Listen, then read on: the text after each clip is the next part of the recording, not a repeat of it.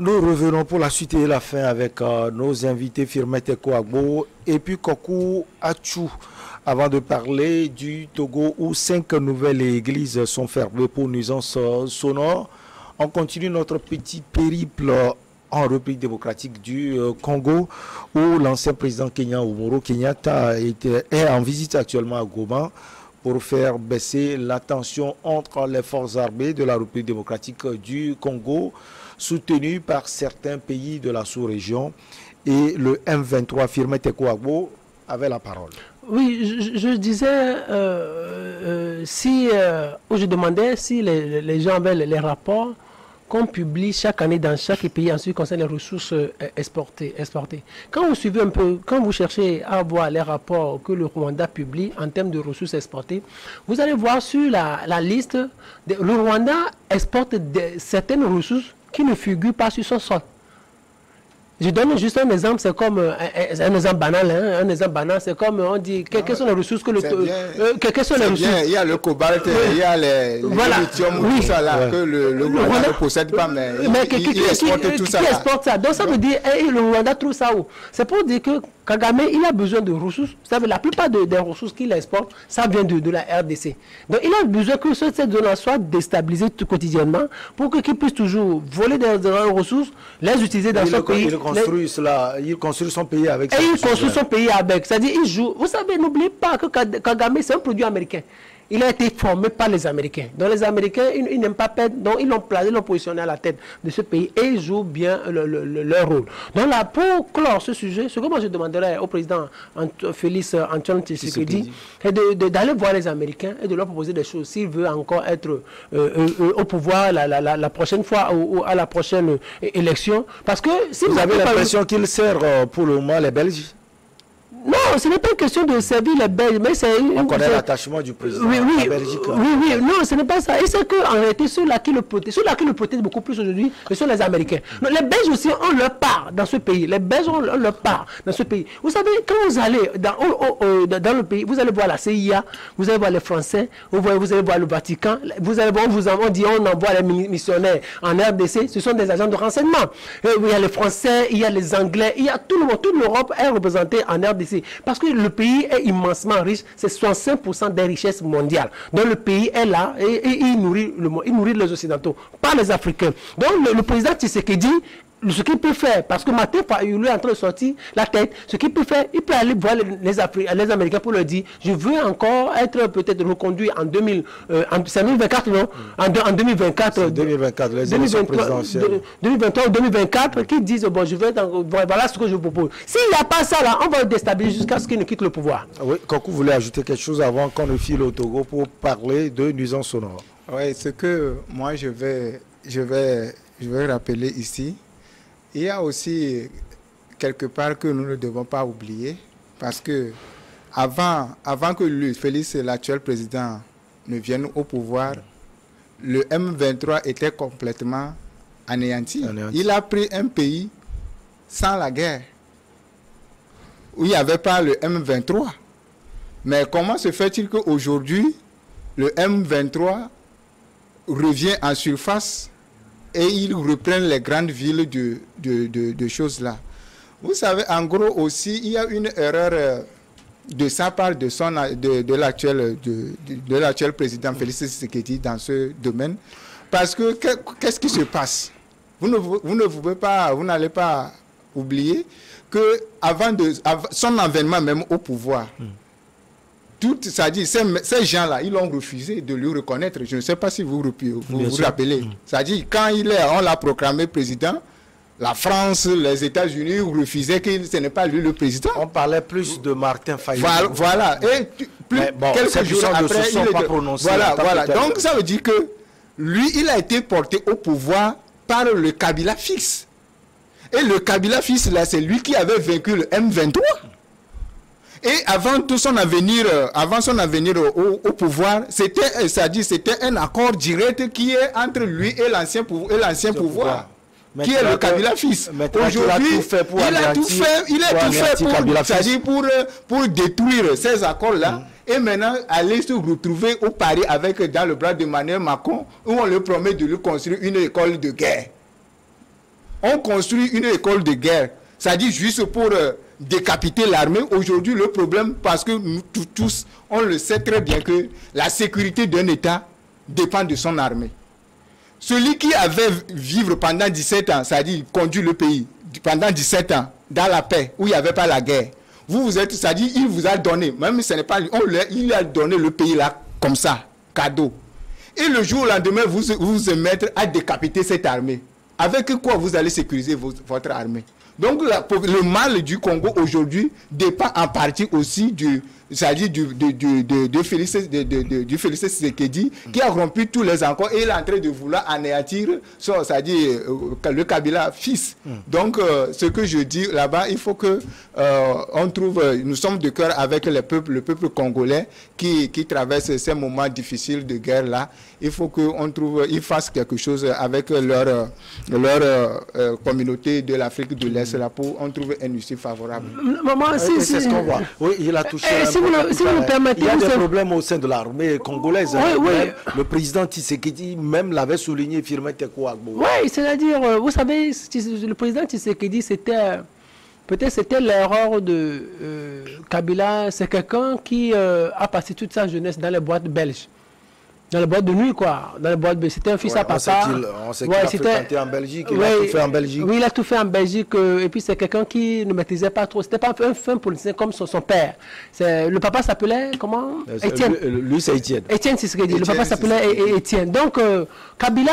N'oubliez pas, hein, c'était un pion de Belge. Hein. C'est lui qui avait traité Patrice Lumumba du crapaud. Hein. Oui, donc, c'est un pion... Oui, je sais. Donc, par exemple... Dans ce contexte, c'est là qu'on a remis le pouvoir. Oui, Kabila quitté le pouvoir, pourquoi? Parce qu'il savait que les Américains ne voulaient plus de lui. Le Kabila fils a quitté le pouvoir parce qu'il savait que les Américains ne voulaient plus de lui. S'il continuait par résister, peut-être on allait le sauter un jour. Il savait que les années à suivre ou les années à venir allaient être très compliquées pour lui. Allaient être plus difficiles. C'est pour cela qu'il a appelé Kabila, oubliant que quand on remet le pouvoir à quelqu'un et que la personne se rend compte qu'elle a les clés du pouvoir, la personne ne reconnaît plus l'accord que vous avez signé préalablement. Et c'est ça, quand il croyait qu'il remettait le pouvoir à un novice, à un ignorant qui ne comprenait pratiquement rien de la politique, encore moins du pouvoir. Il a remis le pouvoir, mais les Américains seraient venus le voir pour lui dire, monsieur, c'est vous qui avez le pouvoir. Alors, donc vous avez le pouvoir, on vous aide à décapiter Kabila. Et on l'a aidé. Il avait quelle force? Il avait quelle imagination si fertile? C'est parce qu'il avait une puissance derrière. Et c'est cette puissance qui l'a aidé à décapiter Kabila, à détruire tous les accords qu'ils ont conclus entre-temps, à le neutraliser. Juste pour le permettre, ou pour ne plus permettre à Kabila de revenir. Maintenant, Tshisekedi, il oublie qu'il est en politique. Que ceux-là qui vous ont aidé à prendre le pouvoir, ces personnes sont là. Et quand vous n'arrivez pas à satisfaire leur intérêt, ils seront encore là pour vous déstabiliser. C'est ce qui est en train de lui arriver maintenant. Alors, ce que moi je lui propose, la meilleure des choses, comme je le dis depuis quelques minutes, la meilleure des choses, c'est d'aller revoir ces propositions qu'il avait préalablement faites aux Américains. Parce que quand ça se passe comme ça veut dire que vous allez violer une règle. Ça se passe comme ça, partout. Si on n'a pas reconduit Sarkozy en France en 2012, c'est parce qu'il y avait quelque chose. Et on l'a fait partir. Partout, c'est comme ça. Il a violé peut-être une règle. Donc, le pouvoir n'appartient plus au peuple. Auquel pouvoir appartient au peuple? Le peuple n'a jamais d'autorité. Allez, on file au Togo après les avertissements. Place maintenant aux sanctions. Au Togo, le gouvernement vient de fermer des lieux de culte pour nuisance sonore. Le ministre de l'administration territoriale et de la décentralisation et du développement des territoires, Payadoa Boukouessi, a pris cette mesure pour restaurer la tranquillité et la quiétude des populations riveraines. Les églises concernées par la mesure sont l'église de Dieu en Christ 6 à Goyassié, l'église chrétienne des rachetés de Dieu 6 à Ségbé-Clémé, l'église chapelle des conquérants de Dieu 6 à Agoué Sogo-Sito. Alors, des avertissements ont été donnés, ça fait longtemps, notre cher Kokou Achou. Alors, on passe à l'acte, et voilà, c'est l'ascension. Oui, bien sûr, dans ce sens, moi, je vais féliciter notre gouvernement par rapport à ça, parce que vous n'êtes pas sans savoir... Vous êtes victime, quoi, vous voulez dire, vous-même? Non, nous ne sommes pas victimes, mais vous savez, c'est le rôle de... L'État est dans son rôle. L'État est dans son rôle de pouvoir contrôler et régulariser la société. Si nous prenons ces églises-là, c'est-à-dire les églises sanctionnées, il y avait quelques semaines ou bien quelques mois auparavant, l'État a fait sortir c'est-à-dire quelques lois pour pouvoir régulariser, c'est-à-dire leur manière de faire la culte, c'est-à-dire leur culte. Aujourd'hui, si certaines églises n'ont pas suivi ce que l'État avait dit, et aujourd'hui ils sont sur la voie d'être sanctionnés, bien ils sont pratiquement sanctionnés par rapport à ça. Moi je vois que la faute provient à eux parce que dans la Bible aussi, la Bible m'a recommandé qu'il faut reconnaître, c'est-à-dire il faut respecter l'autorité dans laquelle tu te trouves. Donc je vois qu'aujourd'hui que si ces pasteurs ou bien ces églises n'ont pas respecté ce que nos autorités avaient dit par rapport à ça, de pouvoir contrôler leur nuisance sonore et autres, et aujourd'hui ils se retrouvent dans la sanction.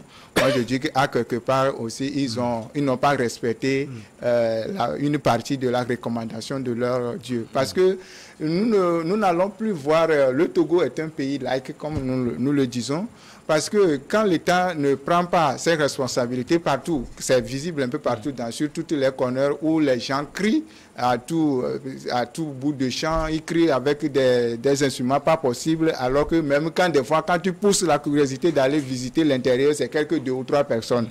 Donc, alors que ça dit, ce qui est grave dans ça, ça dit, ce sont c'est des églises qui sont implantées, collées à des maisons, parmi les agglomérations, c'est-à-dire parmi la population, et ils crient, c'est-à-dire même surtout quand il suffit de faire leur veillée de nuit, c'est-à-dire leur de culte, alors que tout ça là, par exemple, et ça se passe aujourd'hui, ce que l'État fait, peut-être d'autres ne vont pas comprendre, mais ceux qui sont peut-être, qui ont fait la Côte d'Ivoire, ou les pays où il y avait eu des guerres choses là, ils comprennent mieux que nous, parce que moi, selon moi, l'État a devancé cette situation, parce que nous ne sommes pas sans savoir qu'aujourd'hui, c'est-à-dire le Togo est en train de, c'est-à-dire il y a autre situation qui prévoit là aujourd'hui, parce qu'il y a les guerres entre chrétiens et musulmans, tout ça là. C'est comme ça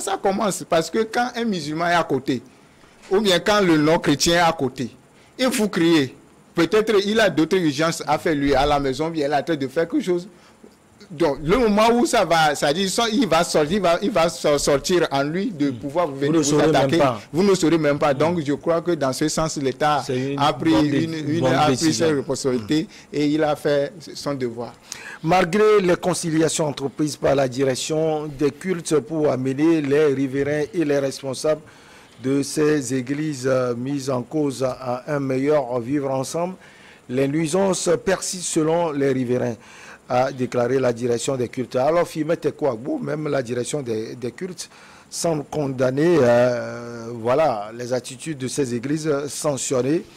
Vous, votre regard sur ces sanctions du ministre Payadoa Boubouessi ou bien du ministère, on peut le dire ainsi.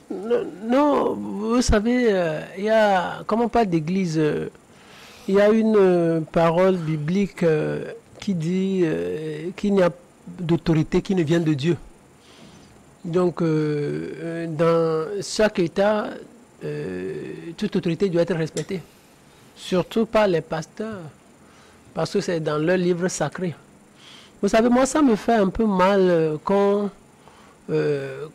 arrive ou qu'on parvienne à ces situations, parce que les pasteurs, en réalité, devraient être les plus respectueux de la parole de Dieu, surtout de ses préceptes ou de ses recommandations divines. On ne devrait pas arriver à cela, parce que quand Dieu dit respectez l'autorité, et que l'autorité vous dit faites ceci et vous ne le faites pas, et puis on vous sanctionne, du jour au lendemain, l'autorité ne va plus vous respecter. L'autorité ne va plus vous respecter, quoi. Et quand l'autorité ne vous respecte plus, Dieu ne condamnera pas l'autorité. Parce que cette autorité-là, elle est établie par Dieu. L'autorité est chef et vous devez respecter le chef. Vous avez ces histoires d'église. ces histoires d'églises fermées, tout ça, je pense qu'au Togo, ça devient récurrent et les pasteurs devraient beaucoup se remettre en cause. Ça, c'est fondamental. Les pasteurs devraient se remettre en cause. Moi, je ne voudrais pas que les pasteurs se voient comme ceux-là qui sont les seuls à connaître ou à découvrir ce Dieu. Il y a des gens qui ne s'affichent pas, mais qui sont mieux chrétiens que quiconque. C'est pour cela que Jésus a dit au dernier jour, vous serez surpris que les prostituées même vous dévanceront dans le royaume des cieux. Il y a des gens qu'on voit qui ne sont pas des chrétiens, qui ne crient pas trop, mais au dernier jour, mais c'est-à-dire, vous allez être surpris, ils vont vous dévancer. Vous qui avez tellement crié, Jésus va vous dire, je ne vous connais pas. Vous avez dit, j'ai chassé les démons en ton nom, tout ça. Jésus dit, moi, je ne vous connais pas. C'est des choses auxquelles il faut attacher beaucoup de prix. Et quand ça continue comme ça, l'Église est fragilisée au Togo. Vous savez, ce qui est bizarre au Togo, au Ghana, par exemple, vous voulez voir de grands hommes de Dieu, au Nigeria, de grands hommes de Dieu. Et quand ces hommes de Dieu parlent, l'autorité de ces pays s'y soumet, les appelle et discute avec ces hommes de Dieu. Mais ici, quand on parle d'un grand homme de Dieu, non, leur temps qu'ils passent souvent ont souvent été éphémères. Donc c'est parce qu'il y a de ces choses-là et nous exagérons. Les églises, j'ai l'impression que les églises exagèrent. Moi, je ne condamne pas l'État parce que moi, je suis chrétien, moi, je respecte l'autorité. Dieu a dit de respecter l'autorité. Les pasteurs, on a dit, après plusieurs tentatives de conciliation, ça veut dire l'autorité. Par la suite, la direction des cultes également a effectué des visites inopinées dans ces lieux de culte pour confirmer ou infirmer les nuisances sonores. Voilà, regardez, ça veut dire que l'autorité ne s'est pas levée juste. Parce que je ne voudrais pas qu'à l'avenir, qu'on parle de dictature de l'autorité, mais l'autorité ne s'est pas levée juste pour sanctionner. L'autorité a fait ce qu'elle devrait faire. Elle a essayé de concilier les deux positions. Elle a essayé de faire des visites inopinées. Elle a constaté des choses peut-être qui ont été jugées graves. Bien avant même, il a fait des recommandations, même le niveau c'est-à-dire le niveau du sono, de sonorisation à l'interne. Donc l'État même a pris soin d'encadrer tout ça, c'est-à-dire de définir tout ça là. Donc on ne peut mais ça continue. Ça continue. Donc on ne peut plus dire aujourd'hui que c'est une surprise même la direction des cultes, Kokou Achou, a fait des visites, comme je l'ai dit tout à l'heure, et a constaté cela. Alors, c'est l'autorité, si on peut le dire, la direction des cultes, qui peut défendre éventuellement ces églises, mais elle comprend la position de l'autre autorité qui est le ministère de la décentralisation. Voilà, c'est ce qui est important même dans la démarche de l'État. Même quand vous venez de le dire, que même l'autorité de la direction des cultes a fait des descentes inopinées. Ça veut dire que ce n'est pas un plaisir pour lui à main levée d'un claque de main pour fermer ses églises. C'est-à-dire, malgré qu'il y avait eu des recommandations, il y avait tout ce qui est autour pour pouvoir régulariser le secteur, et il a constaté que ça continue. Même ça continue, il faut que l'État même, c'est-à-dire ces autorités-là même se déplacent en eux-mêmes, c'est-à-dire pour aller constater les faits. Je ne sais pas si vous comprenez. Si ça dit ce qui est en train d'être fait là-bas. Donc, vous allez voir que, sans vous mentir, sur cette affaire, l'autorité a pris toutes ces mesures pour ne pas dire du jour au lendemain que bon, c'est la dictature ou bien on est contre quelqu'un, on est contre l'église de quelqu'un, on ne veut pas que telle église fonctionne. Non, ce n'est pas ça. Il y avait plusieurs églises. Même, je voulais dire quelque chose, si vous le permettez. Même ceux qui veulent, on ne commence à dire ceux qui sont toujours et ils ne veulent plus revoir leur système de sonorisation. Donc, il peut penser autrement à la construction même de l'église. Je ne sais pas en quoi faisant ça. Ça dit dans ce sens-là, il y a certaines églises, je fréquente une église ici à Lomé. Ça dit, moi je vous dis, nous sommes sur un plateau. Je pense que cette église-là, il dépense plus de 10 millions en matière de sonorisation.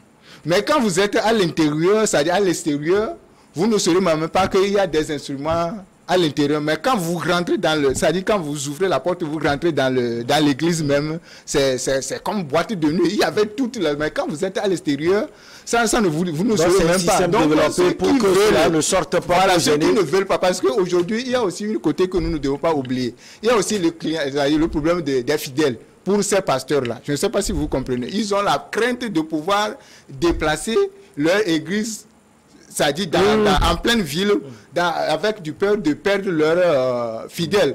Donc, si c'est avec ça, donc ils n'ont qu'à déployer des moyens conséquents pour pouvoir construire l'église, c'est-à-dire cette église-là qui est adaptée, même quand vous êtes à l'intérieur, et que vous criez, ça ne dérange personne à l'extérieur. Donc, c'est une bonne idée. Non, ça se fait, c'est comme ça se fait. Non, ça dit, même Dieu même, c'est un Dieu, ce n'est pas un Dieu de désordre. Donc, dans ce sens, je vois que la balle est toujours dans le cadre de ces pasteurs, de ces églises-là, de pouvoir continuer leur effort pour pouvoir être en conformité avec l'autorité. Alors, ce qu'il a suggéré est très important, c'est aussi une bonne chose. Mais l'église joue un rôle capital. Si on arrive à fermer ces églises comme ça, on peut souligner également cela. On sait comment les gens sont aussi accrochés à la parole de Dieu et autres. Ils sont donc coupés de cette parole de Dieu. Ça peut créer aussi des soucis. Oui. À ce niveau, il n'y a pas de pouvoir sans le spirituel. Ça, c'est depuis la Rome antique et tout ça. Il n'y a pas de pouvoir sans entre-temps, dans la Rome, en Italie, l'Église était confondue à l'État. Même au temps de Salomon, tout ça, il y avait toujours un sacrificateur qui allait toujours voir Dieu et recevait des messages pour les rois. Ça a toujours été comme ça. L'Église a toujours une place dans un État. L'Église, le spirituel, tout le pouvoir est assis sur le spirituel. Donc, l'Église joue un rôle fondamental. Le premier rôle est spirituel. L'Église prie beaucoup pour les dirigeants. L'Église prie pour les peuples. Le deuxième rôle, il est citoyen. Vous savez que nous sommes dans la citoyenneté. Et dans la citoyenneté, on dit qu'il y a 3 valeurs principales. Il y a la civilité qui constitue une valeur, les valeurs morales. Et les pasteurs, les religieux en général, jouent ce rôle. C'est-à-dire, ce sont les pasteurs ou les religieux qui disent à leurs fidèles ou à leurs adeptes, ne volez pas, ne trichez pas, ne détruisez pas les biens publics, soumettez-vous à l'autorité. C'est un rôle citoyen fondamental que les pasteurs, que les églises jouent. Donc, on a besoin de ces pasteurs dans le pays. On a besoin de ces pasteurs dans nos nations parce qu'ils jouent vraiment ce rôle-là. Maintenant, si, dans ce cas, ce sont les pasteurs qu'on condamne, alors qu'ils devraient eux-mêmes jouer le rôle citoyen, le rôle républicain, donner de l'exemple, je pense que ça devient grave. Donc, c'est à ce niveau-là que les pasteurs devraient changer. Mais je vais continuer à ce niveau. Mais pour répondre à votre question, oui, ça va faire mal. Le fait qu'on ait coupé ces fidèles de leur source, en quelque sorte, on peut le dire entre guillemets, ça va faire mal à ces fidèles-là. Parce que vous imaginez que, par exemple, l'église était proche de leur maison, et qu'on maintenant leur ampute, qu'on leur ampute, donc il faut chercher encore à aller dans 2 églises. Si on n'ouvre pas ça d'ici 2 ou 3 mois, ça va être difficile. Il y a des gens... Ça peut prendre du temps. Ça peut prendre du temps aussi, mais ça va dépendre de la négociation qu'on aura encore à faire. Mais ça peut prendre du temps, mais aussi, si ça prenait du temps, ça va refroidir la foi de plusieurs. C'est à ce niveau-là que, oui, ça va refroidir la foi de plusieurs. Et aussi, spirituellement, peut-être l'État va manquer aussi quelque chose. Parce que 5 églises, peut-être qu'ils priaient pour le pays. Donc, spirituellement, ça va manquer. Donc, moi, à ce niveau, moi, je demanderais simplement aux autorités togolaises ou à l'autorité de rester toujours ouverte. Si les pasteurs là, viennent à elles, qu'elles engagent toujours la discussion, qu'elles trouvent un compromis pour ouvrir ces églises dans un bref délai. Mais à ce niveau aussi, donc, pour poursuivre ce que je disais tout à l'heure, je disais, il serait beaucoup plus intéressant que l'État mette en place un centre de formation. Je l'ai proposé à un centre, le centre international de Tel Cabio qui a été ouvert il n'y a pas longtemps au niveau de Clicamé. Je l'ai proposé, je dis, mais aujourd'hui, on a l'impression qu'on a des pasteurs qui se croient tout puissants. Oui, et quand vous voyez, ce sont des pasteurs qui peut-être se disent, ils ont reçu un appel et ils viennent ouvrir leur ministère. Donc, alors que vous n'allez pas voir ça dans l'église catholique, vous n'allez pas voir ça dans les assemblées de Dieu, vous n'allez pas voir ça dans les méthodistes, vous n'allez pas voir ça dans des églises beaucoup plus organisées. Alors, ce qui serait beaucoup plus intéressant au niveau de l'État, il serait intéressant qu'on ouvre un centre où les pasteurs, tout pasteur qui veut ouvrir une église va passer par là pour faire peut-être 3 mois, 6 mois de formation. Et là, on vous apprend les règles citoyennes, les règles de la République. Et là, vous serez bien formés. Parce qu'il y a des pasteurs qui n'ont pas suivi ces formations.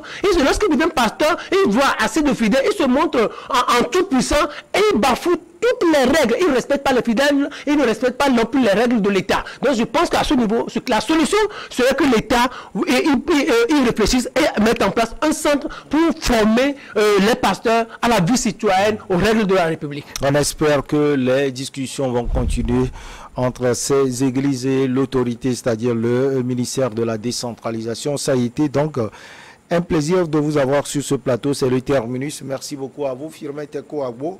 Vous êtes chroniqueur politique. Vous êtes également le directeur du Centre de recherche et de géopolitique internationale, Firmin Teko Agbo. Merci à notre ami Kokou Achou, analyste politique. On se retrouve donc la prochaine fois.